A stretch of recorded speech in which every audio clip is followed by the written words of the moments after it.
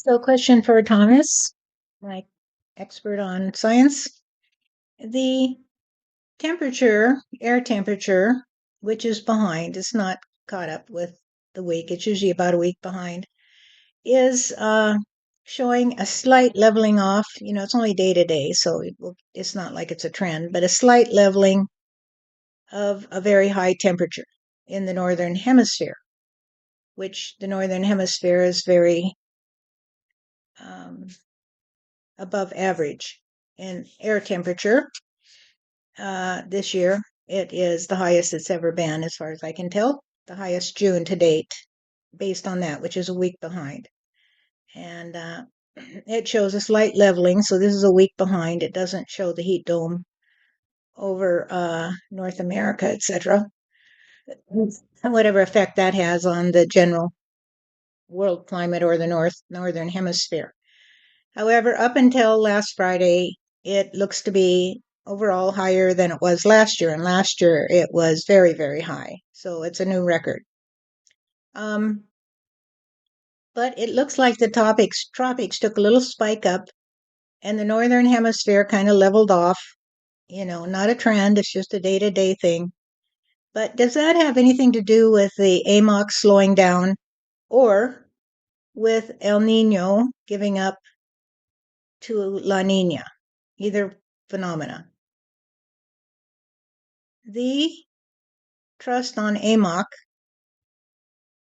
is the trust on El Nino and La Nina.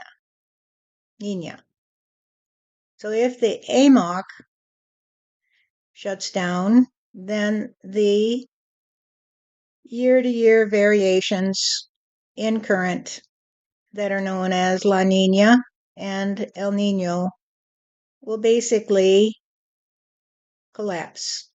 Other patterns may emerge, however, but that particular pattern will have become passé.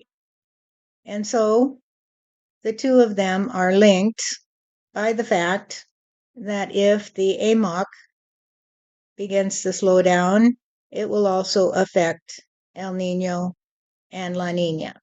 So let me take a look at that and see what I see in terms of the energetic balance. What I see is a tragic repudiation of the inner balance in the oceans in general. So all of the oceans are affected, not just the North Atlantic and the tropics of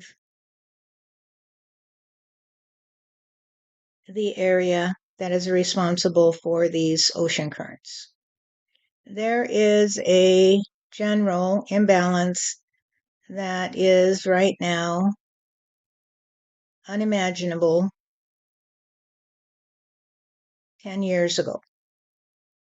The imbalance is so great that it will grate on the consciousness of all of humanity as they begin to see the patterns break down. So the patterns are breaking down now, and although this is only a day-to-day phenomena that you're talking about, you can see the trend of the high temperatures in the middle latitudes. In other words, the northern hemisphere, the southern hemisphere, the tropics, whereas the Arctic is holding its own and the Antarctic is struggling to maintain a balance, you see, because there is a lot of flip-flop in the air temperatures in those regions, whereas in the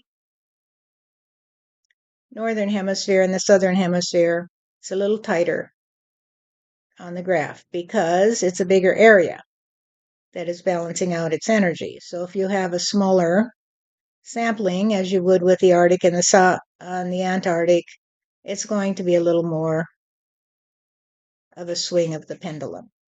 So what I see is tragic. It's just tragic. That's all I can say. So just don't worry about it because it will have its day and it will rebalance its energy. Just trust on the rebalancing of the energy. Trust on the guidance from above and don't get caught up in the rhetoric of those who think that they can control reality through their scientific acumen. They can't. They're not the ones that get to play God of the universe. I am not putting down science by any means because I trust on science. However, I also trust on the inherent balance of all the energies in the universe. That energy can neither be created nor destroyed, and it must find its own level, you see, just like the water will seek its own level on the earth because of the gravitational pulls. But there are so many different systems that are interweaving. It's like a tightly woven garment of many colored threads. If you pulled out one thread, it could affect the whole picture, you see.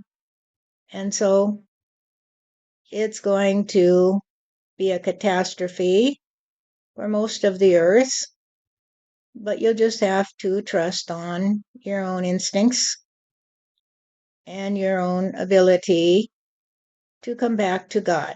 When you come back to God, people, you come back to a trust on science, actually, but not on technology necessarily. Science will tell you that there is a lot of truth to be observed from the behavior of the photon and the electron, and that there are other forces in the universe that are gaining recognition and they are given names. And as you know, it is not an object. A photon is not an object. A photon is a trust on light, you see, and light is the ability to disperse its energy into the darkness, you see, in such a way that it will create your reality. And so the dispersal of light, you see, will give the appearance of the reality that you trust upon.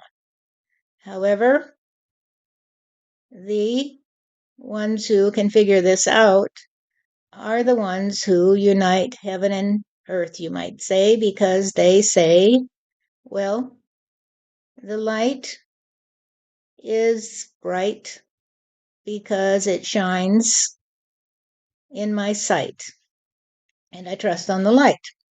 I trust on my own consciousness. I trust on my point of view. I trust on my ability to see the light shining through the shadows, you see.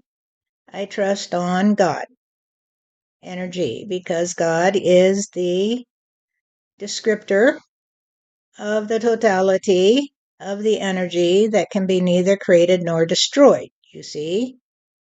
It is intelligent in the way that we understand intelligence, because intelligence is that part inside of us that tells us about our world, you see.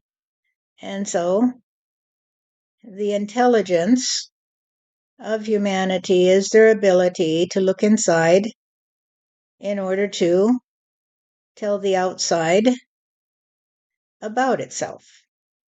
And so when you say or said to that gentleman today who told you that you did not understand non-duality, you were correct when you said, I cannot understand it. So I trust on duality and I trust on the Trinity. I trust on love. I trust on the lover and I trust on the beloved, even though you did not tell him that you trusted on love and the lover and beloved, you made it clear that you trust on duality and you trust on the Trinity, and that non-duality cannot be understood because there is nothing to understand it and nothing to be understood. Because without duality and the source of all life, that is, the energy that can neither be created nor destroyed, there could be nothing to see, nothing to do, nothing to be.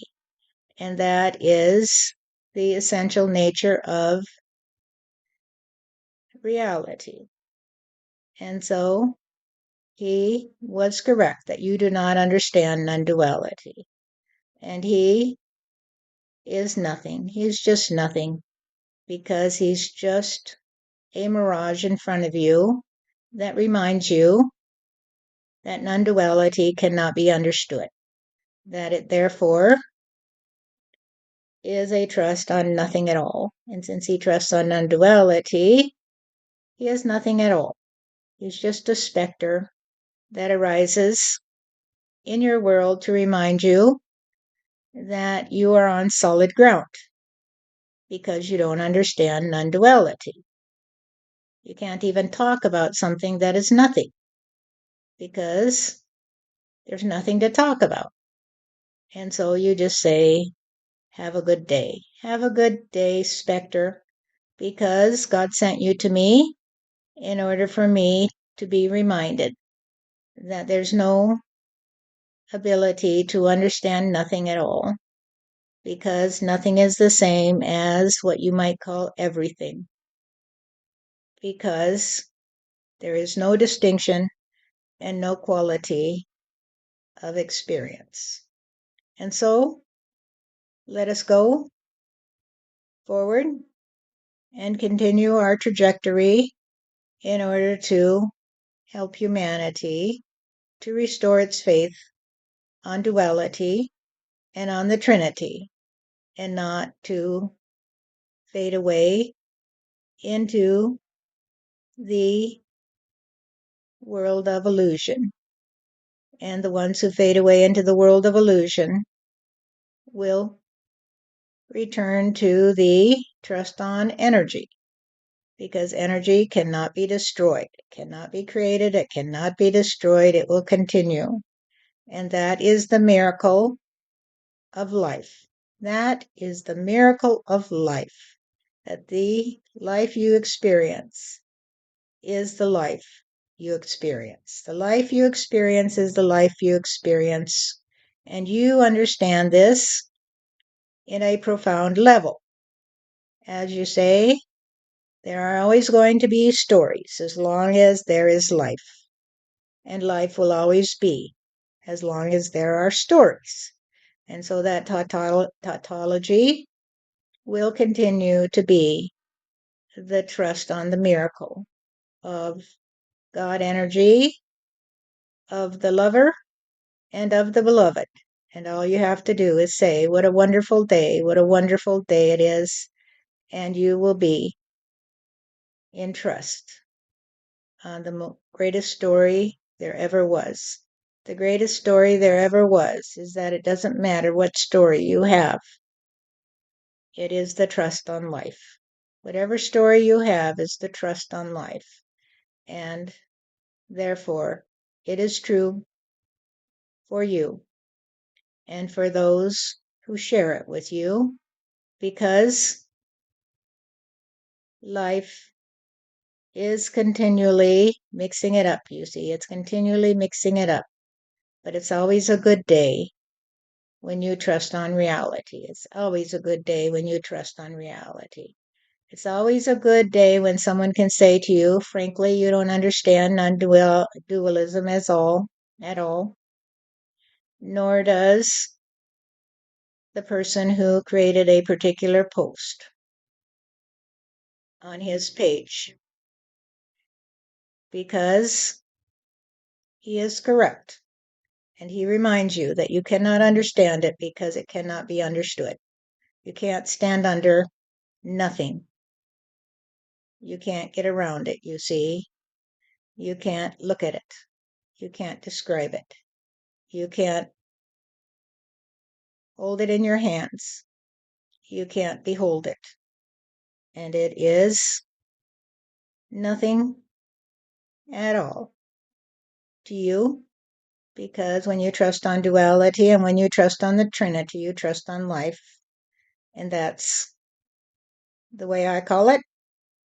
And that's the most beautiful thing in the world, to trust on you, to trust that you exist, to trust on being here now, to trust that you get to experience everything that you see, hear, taste, feel, etc., because of the miracle of life. Thank God for the miracle of life, and thank God every day that the miracle of life is the present God gives you under the tree. Yes, thank you, Thomas.